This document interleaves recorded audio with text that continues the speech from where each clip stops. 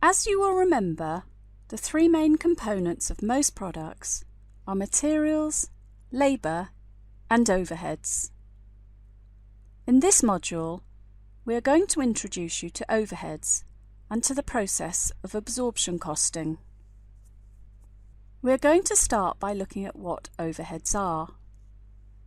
When materials are worked on by labour and converted into finished products, it is quite normal for expenses to be incurred at the same time.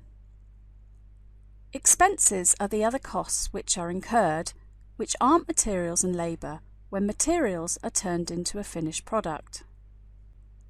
Expenses can be direct or indirect. Direct expenses can be directly attributed to a unit of a product and are added to the other direct costs of a product. The sum of the direct costs of a product is known as the prime cost. Indirect expenses cannot be directly attributed to a unit of a product. Indirect expenses are known as overheads. Since overheads cannot be attached to a unit of a product, they are shared out between the different products that an organisation manufactures.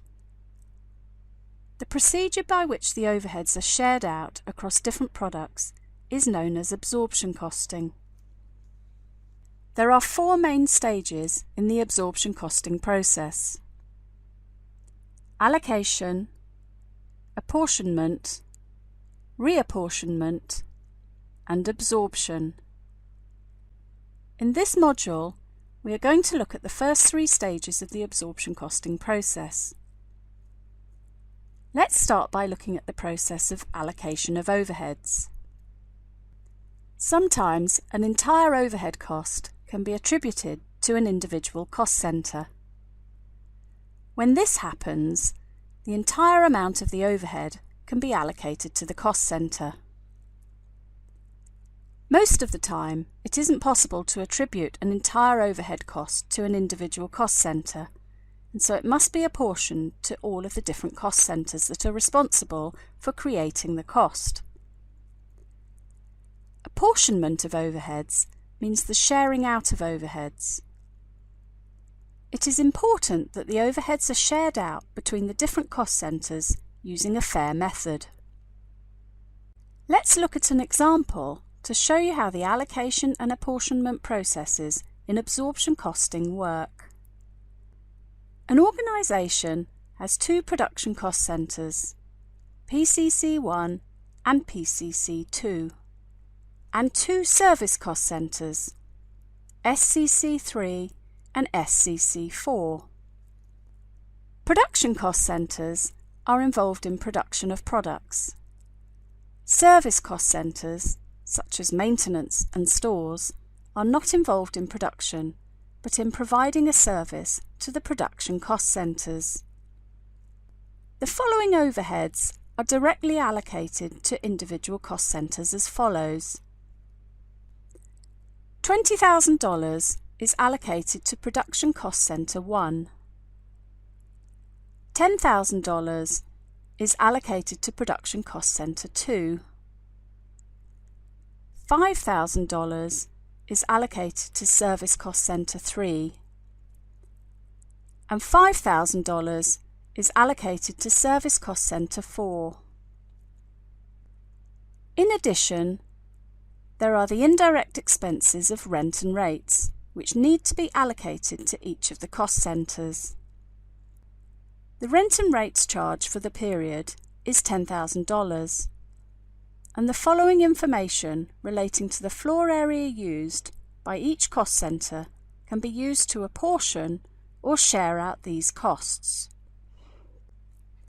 40% of the floor area is used by production cost centre 1. Therefore, the rent and rates overheads apportioned to PCC1 is 40% of $10,000, which equals $4,000. 30% of the floor area is used by production cost centre 2. Therefore, the rent and rates overheads apportioned to PCC2 is 30% of $10,000, which equals $3,000. 20% of the floor area is used by Service Cost Centre 3. Therefore, the rent and rates overheads apportioned to SCC 3 is 20% of $10,000, which equals $2,000. Finally, 10% of the floor area is used by Service Cost Centre 4. Therefore, the rent and rates overheads apportioned to SCC 4 is 10% of $10,000, which equals $1,000. In the example above, we were given information relating to the floor area of each cost centre, and we used this information to apportion the rent and rates overheads of $10,000. In an examination, you may be given lots of information relating to different overheads, and you will need to decide which is the most suitable basis for apportioning various overhead costs. Here are some of the most commonly used bases of apportionment that are used to apportion overheads. The net book value of machinery held by each cost centre is a fair way of apportioning depreciation charges. The net book value of machinery held by each cost centre is also a fair way of apportioning insurance of machinery charges. The floor area occupied by individual cost centres is an appropriate basis of apportioning heat and light overhead costs. The amount of power used by individual cost centres is a fair way of apportioning electricity or gas charges. The third stage in absorption costing is the reapportionment of overheads. Allocation of and apportionment of overheads takes place across both production and service cost centres. Reapportionment involves taking the overheads that have been allocated and apportioned to the service cost centres and reapportioning them, or sharing them out, between the production cost centres. The reason for this will become obvious as we continue our study of absorption costing. Let's extend our previous example on allocation and apportionment and look at how the overheads allocated and apportioned to the service cost centres can be reapportioned to the production cost centres.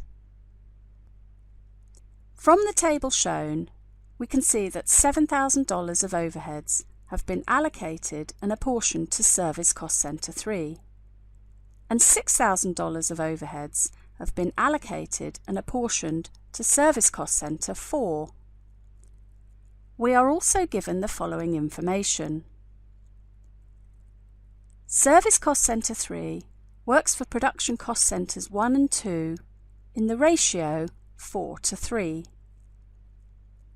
Service Cost Centre 4 does 1/3 of its work for Production Cost Centre 1 and 2/3 of its work for Production Cost Centre 2.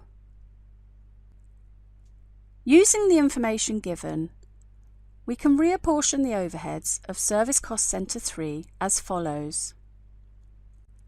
The amount of Service Cost Centre 3 overheads that are reapportioned to Production Cost Centre 1 is 4 divided by 7 multiplied by $7,000, which equals $4,000.